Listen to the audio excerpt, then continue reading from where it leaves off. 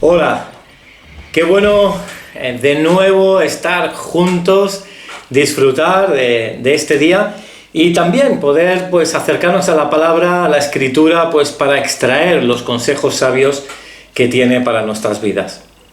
Estamos hablando de un tema muy profundo, en busca de la presencia de Dios.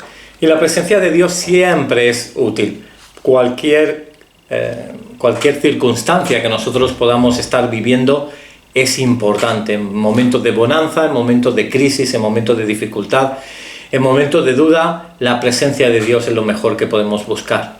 Y la semana pasada estábamos hablando de buscar a Jesús en soledad, desconectar de todo aquello que nos condiciona, que nos perturba y tomar tiempos para estar delante de Dios, sin ningún tipo de interferencia. Incluso hablábamos de lo importante de agendar momentos a lo largo del día para poder desconectar de todo y estar centrados en Él.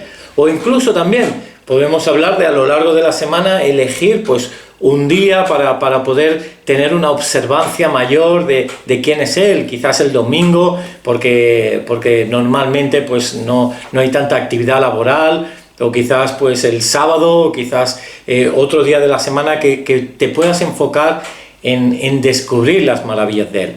Así como en Génesis dice que Dios descansó en el séptimo día y vio que todo era bueno. Es muy importante seleccionar de esos momentos.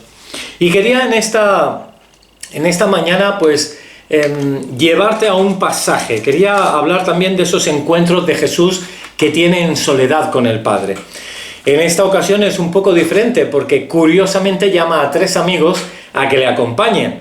Entonces ahí si quieres conmigo tener esta lectura, vamos a ir al capítulo 17 de Mateo, del Evangelio de Mateo. Y dice así, 17:1 dice: 6 días después Jesús tomó a Pedro, a Jacobo, que es Santiago, y a Juan, su hermano, y los llevó aparte a un monte alto. Y se transfiguró delante de ellos, y resplandeció su rostro como el sol, y sus vestidos se hicieron blancos como la luz. Y aquí les aparecieron Moisés y Elías, hablando con él.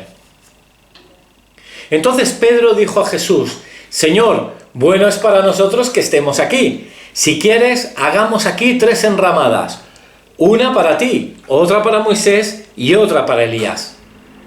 Mientras él aún hablaba, una nube de luz los cubrió, y he aquí una voz desde la nube que decía: Este es mi Hijo amado, en quien tengo complacencia, a él oíd. Al oír esto, los discípulos se postraron sobre sus rostros y tuvieron gran temor. Entonces Jesús se acercó y los tocó, y dijo: Levantaos y no temáis. Y alzando ellos los ojos, a nadie vieron, sino a Jesús solo. Y encontramos un texto muy peculiar. Jesús llama a sus amigos a venir en un encuentro que va a tener con el Padre. Y fíjate que Jesús no empieza ahí a conversar, sino que hay un momento de expectación, empiezan a suceder cosas, se aparece de forma muy excepcional Moisés y Elías, y Pedro interrumpe ese momento y diciendo: vamos a poner enramadas. Pero mientras él aún hablaba, Jesús en silencio, se abrió el cielo y el Padre pronunció esas palabras, confiriendo identidad, confiriendo autoridad: Este es mi Hijo amado, en quien tengo complacencia. Los discípulos se darían cuenta que no tocaba hablar, sino escuchar, sino ser observante, y se postraron delante de Dios, tuvieron gran temor de Dios y estaban disfrutando de ese momento. Es decir, no siempre tenemos que estar delante de la presencia de Dios hablando. Quizás Pedro, como es un poco sanguíneo, tiene ese carácter más explosivo, es pronto para hablar. Pero qué bueno es el silencio delante de Dios. El silencio. Hace unos meses estábamos en el Pirineo, fuimos un día para ver la nieve. De hecho, había nevado muy poco y las pistas de esquí estaban todas cerradas. Y pudimos pues adentrarnos en un paraje y yo estuve solo sobre una colina, delante de toda una cordillera, todo seminevado. Fue un momento precioso con Dios. Como bien sabéis, la nieve atenúa, suaviza lo que son las ondas sonoras y por tanto provoca como un silencio mayor. Fue un tiempo precioso, en silencio delante de la presencia de Dios. Es cierto que a veces el silencio nos puede llegar a incomodar. Mucho tiempo en silencio, o incluso si estás con un amigo, con una persona, tiene que haber una confianza y una intimidad muy grandes para poder sostener el silencio con alguien. De hecho, los eruditos dicen que por estadísticas que un grupo medio no puede estar en silencio más de 15 segundos. Pero qué bueno es estar en silencio. Estos tiempos que vivimos, momentos del día que podamos estar en absoluto silencio. Permite entrar quizás preguntas como ¿cómo está mi yo interior? Ese yo interior que habla el libro de Efesios, que dice que en Dios es fortalecido. ¿Cómo somos interiormente? ¿Qué nos está aquejando actualmente? ¿Qué es realmente dentro de nuestro ser? ¿Por qué hago lo que hago? ¿Qué motivación tengo? ¿Por qué actúo como actúo? ¿Hay heridas en mi interior que provocan emociones? Temo estar solo, temo estar en silencio, sé estar solo, sé estar en silencio. La verdad es que el silencio es algo maravilloso. El otro día fui al local de la iglesia para trabajar y me encontraba en un momento de absoluto silencio. No hay los típicos ruidos de coches, quizás ruido en el hogar con la familia o algún electrodoméstico. Allí estaba en mi escritorio, en mi asiento, totalmente en silencio, y dije: Señor, voy a regalarte un tiempo de silencio, voy a escuchar tu silencio, va a ser maravilloso. Y cuando tengo todo que digo maravilloso, que no hay nadie que te pueda interrumpir, el móvil en silencio, no hay ruido de tráfico, de pronto un mosquito vino a mi oído y me perturbó y tuve que solucionar algo con él, y al final por fin pude tener tiempo de calidad en silencio. ¿Sabes? Cuando estamos en silencio, cuando buscamos el silencio, viene una batalla dentro de nuestra mente. Muchísimos pensamientos nos abordan. Que si hay que poner una lavadora, que si hay que enviar un correo electrónico, que una llamada importante, que no se me olvide comprar, que voy a anotar en la agenda, o empezar a pensar sucesos ya ocurridos, o si debería gestionar esta situación de una manera u otra. Los pensamientos van fluyendo y debajo de esos pensamientos empujan fuerte lo que son las emociones. Las emociones, de hecho, son las que van a tener un mayor control de nuestros pensamientos. ¿Cuántas veces, si una persona a la que amamos dice una cosa, sea más lógica o menos lógica, pues nuestra tendencia es a creerlo y apoyarlo? En cambio, si es alguien con quien no estamos muy bien últimamente, o tenemos algún pequeño conflicto, vamos a ser reacios a ver esa lógica. Las emociones hablan por sí solas. De hecho, por desgracia, hay tantos países que encontramos gobernadores que son dictadores, pero el pueblo en una gran mayoría les ama, no por su programa político, evidentemente, pero más bien por el carisma o lo que le transmite. Las emociones están ahí debajo, y es tan importante. ¿Qué decir si hay una herida en nuestro interior? Una herida en el corazón. Recuerdo tener una conversación con un hombre ya anciano de mi familia, y él todavía veía que se le llegaban a caer las lágrimas cuando hablaba de que desde su infancia él ha visto cómo sus padres se han inclinado por su hermano y no por él. Toda la vida sufriendo por ello. ¿Acaso no condicionaría su actitud, lo que haría? Tantas cosas. Y hay un libro que os recomiendo que se titula El hombre espiritual, es escrito por Watchman Nee, Y él dice una aseveración muy contundente. Dice, las emociones son el enemigo número uno del creyente. Las emociones son el enemigo número uno del creyente.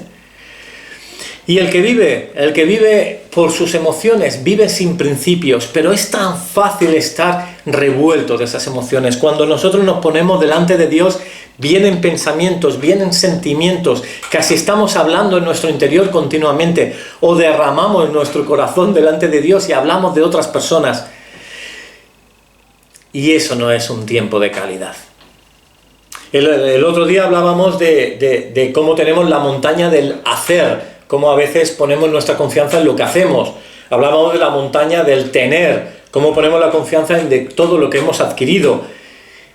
Hay otra montaña también muy peligrosa, que es la montaña del sentir, cuando fundamentamos nuestra vida en lo que sentimos. Estas tres montañas están sobre base pantanosa, sobre tierra arenosa. En cambio, debemos buscar esa montaña que se fundamenta en Jesús, que es la montaña del ser. Emociones hay muchísimas. De hecho, hay una película, Inside Out, que habla un poco de las emociones de una chica preadolescente y la resume en alegría, temor, tristeza, rabia y asco. Pero se cataloga, al menos los expertos hablan de hasta 27 dimensiones distintas en cuanto a las emociones. Hablan de admiración, adoración, aprecio estético, diversión, ansiedad, asombro, incomodidad, aburrimiento, calma, confusión, anhelo, aversión, empatía, embelesamiento, envidia, emoción, miedo, terror, interés, alegría, nostalgia, romance, tristeza, satisfacción, deseo, y simpatía y triunfo. Por tanto, es una batalla en el alma, una batalla en el corazón. Y nosotros cuando nos acercamos a Dios debemos acallar esas emociones. De hecho, nuestra vida la debemos acallar en esa línea. Somos a veces muy prontos para hablar y así Pedro pues irrumpe con sus emociones y habla. De hecho, Beethoven, que como bien sabéis, pues un músico reconocido que ya en su adultez pues quedó sordo por una enfermedad degenerativa, llegó a decir: nunca rompas el silencio si no es para mejorarlo. Así a veces cuando estamos con otras personas, pues Santiago 1:19 diría: esto sabéis, mis amados hermanos, que cada uno sea pronto para oír, tardo para hablar. Pronto para oír, tardo para hablar. Es uno de los que estaba en ese monte. Así encontramos la importancia de estar en silencio. Quizás Salomón, que escribiera Eclesiastés, habla de cómo entrar en la presencia de Dios. Capítulo 5, versículo 1 dice: cuando fueres a la casa de Dios, guarda tu pie. Y más adelante dice: no te des prisa con tu boca, ni tu corazón se apresure a proferir palabra delante de Dios. Porque Dios está en el cielo y tú sobre la tierra, por tanto sean pocas tus palabras. Cuando entramos a la presencia de Dios, sean pocas tus palabras. Así, cuando hablamos a las personas, cuando hablamos a otras personas, cuando hablamos a Jesús, cuando hablamos en nuestra intimidad, sepamos guardar el silencio. William Shakespeare llegó a decir: es mejor ser rey de tu silencio que esclavo de tus palabras. Y el silencio nos lleva a tener una paz inconmensurable en Dios. Dice Juan en el capítulo 14, versículo 27, en su Evangelio: la paz os dejo, mi paz os doy. Yo no la doy como el mundo la da. No se turbe vuestro corazón, ni tenga miedo. Es una paz excepcional. Y encontramos en la Biblia, en el libro de Salmos, muchos cánticos escritos que relatan cuál es la mezcla entre las emociones y la verdad de Dios.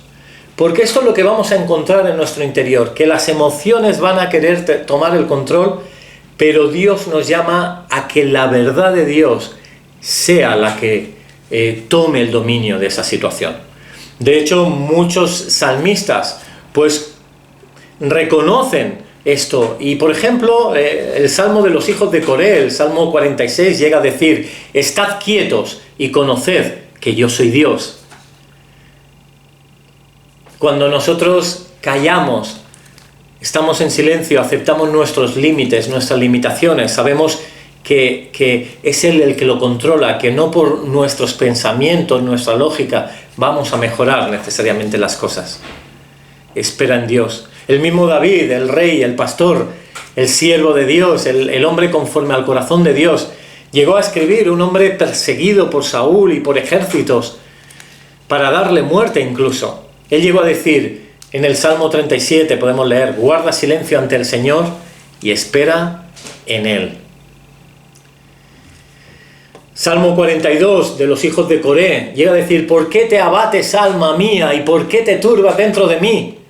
Espera en Dios, porque he de alabarle otra vez por la salvación de su presencia. Y en el Salmo 62, otro salmo de David, que empieza diciendo: para Dios solo mi alma espera en silencio. Él viene, de Él viene mi salvación.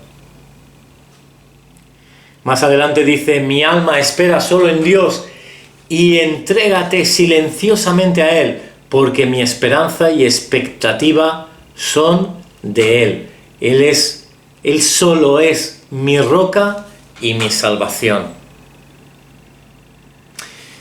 Cuán importante es hacer caso de estos salmistas que a veces comienzan sus textos diciendo: oh Señor, que me has abandonado, pero de pronto hace el giro a decir verdades y proclamar realidades fundamentadas en su palabra y no fundamentadas en la base de las emociones, del corazón. Así lo diría el profeta: no hay cosa más engañosa que el corazón del ser humano.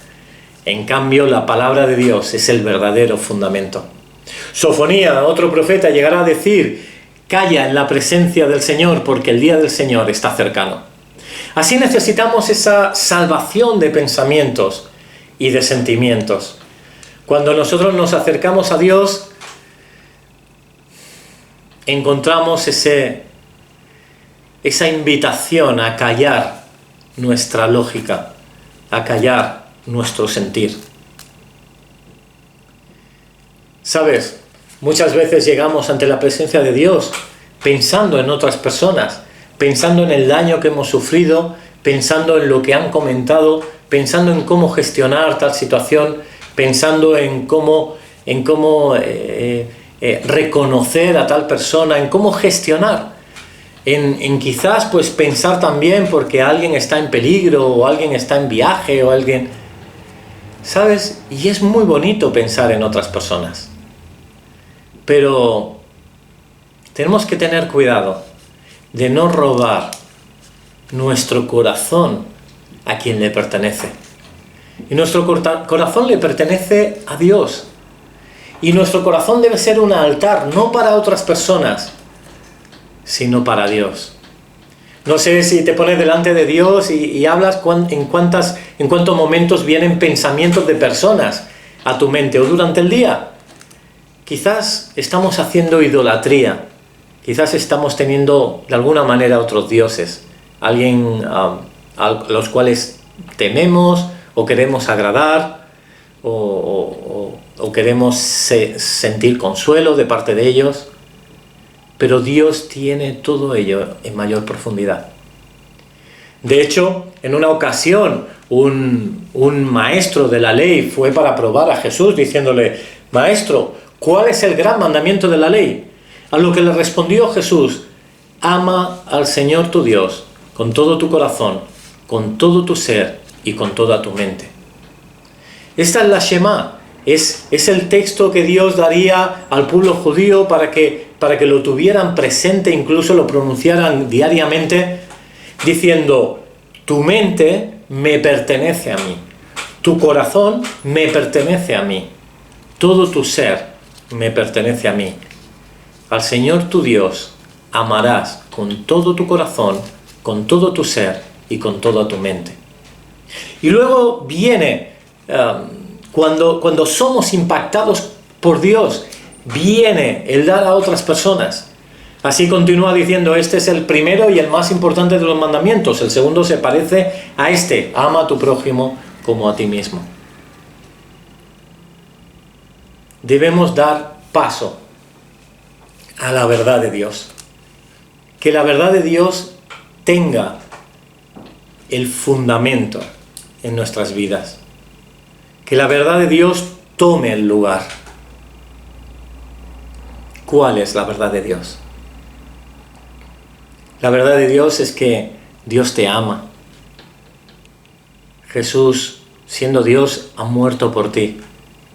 Te considera su amigo, al cual ha dado su vida, el autor de la vida, entregándose por ti. Te ha dado, te ofrece vida eterna. Te ofrece una vida sin sufrimiento en el cielo, sin temores, sin culpabilidades, una vida de disfrute continuo. Te promete que aquí, sea cual sea la circunstancia que te suceda, todas las cosas ayudan para bien. Te ha prometido al Consolador enviarte al Espíritu Santo para que traiga consuelo y guía a tu vida. Te promete de su protección eterna. Dios es Dios. Y si no lo conoces, le puedes invitar en este momento y decirle, Señor Jesús, yo te quiero conocer. Gracias por morir por mí. Gracias por morir en la cruz por mi pecado. Perdóname, acepto tu salvación. Gracias por el cielo que me has prometido.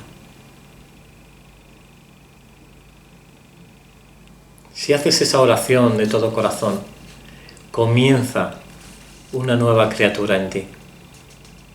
Y quizás ya eres cristiano de hace muchos años, pero hay una lucha entre las emociones y la palabra de Dios.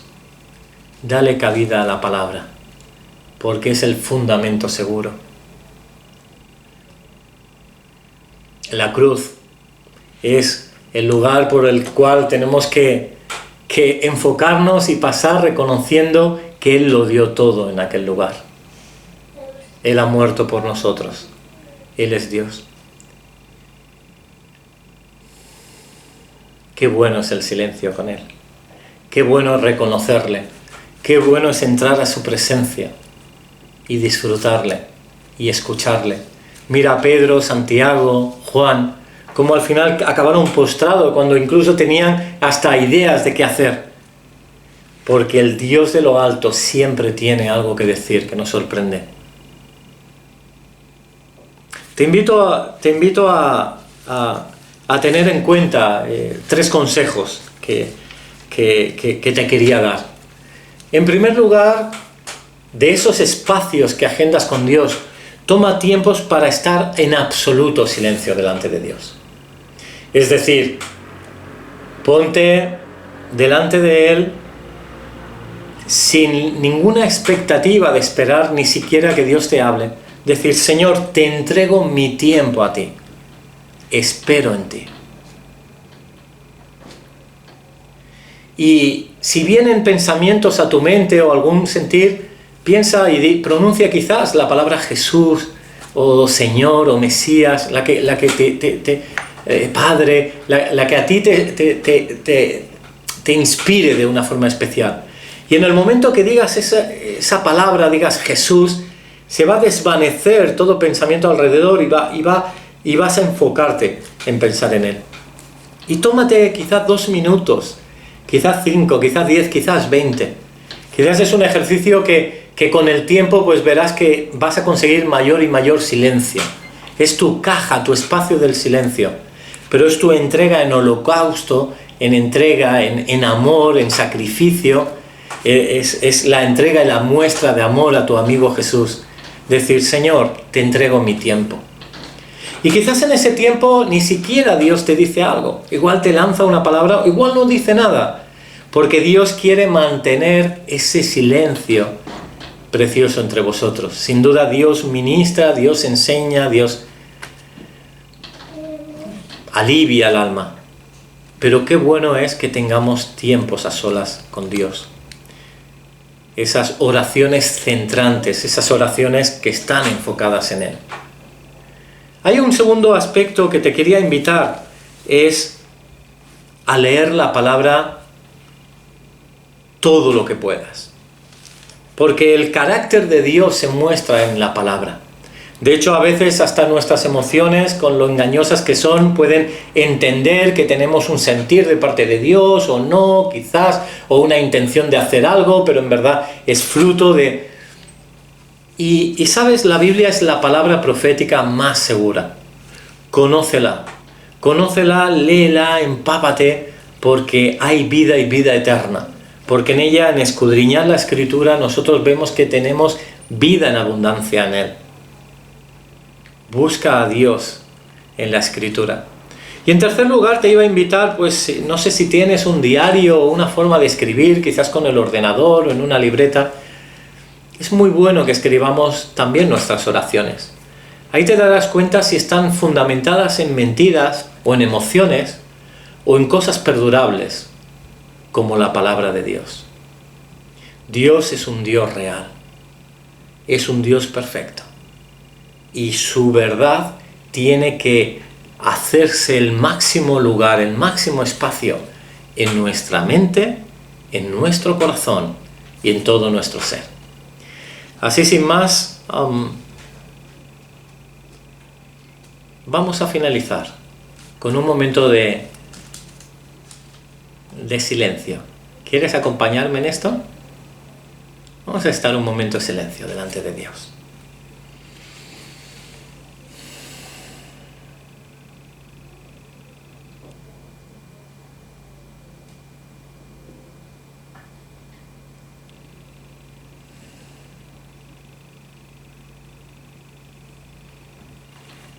Te entregamos, Señor, nuestro corazón, nuestro alma, nuestra mente, todo nuestro ser. Que Dios te bendiga enormemente. Vamos con Dios a por más. Gracias, Señor, por este tiempo. Gracias, Señor, por tu misericordia. Y declaro salvación, liberación, bendición de tu presencia sobre cada una de las personas que nos están escuchando y viendo. En el nombre de Jesús. Amén. Que Dios te bendiga y acompañe preciosamente.